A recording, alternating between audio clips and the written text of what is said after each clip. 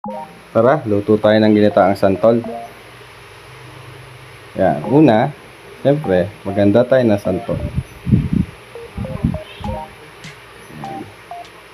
Yan, tinalupan na po natin ang santol. Ayan. Gumamit po tayo ng food processor para gilingin yung santol. Kung wala naman po tayong food processor, pwede naman tayo gumamit ng pangkadkad ng keso.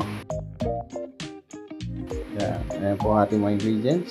Bawang, sibuyas, sili, santol, tinapa, at ang gata.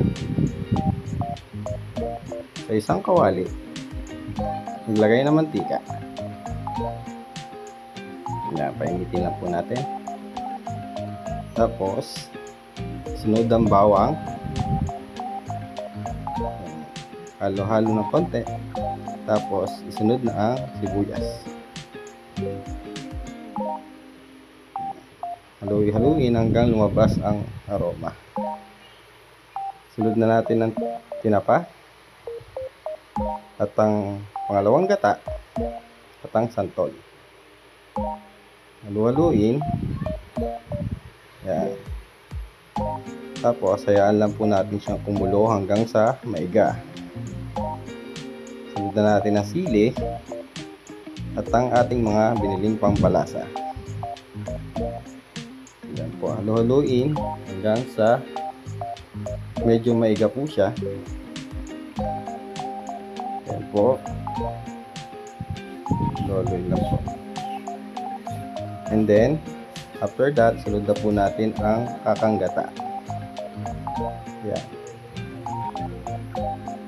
Yan po, pagkalagay po natin ang kakanggata, dapat po hindi natin siya masyadong haluin para magmantika. Add salt to taste. Yan. Yan lang po natin siya maiga. Yan po.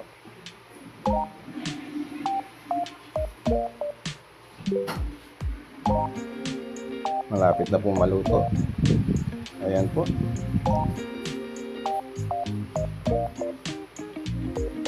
Ayan. Okay na.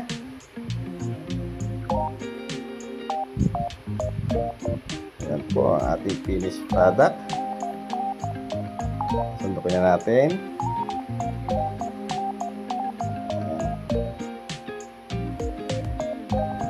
Kaya tara, kain na na.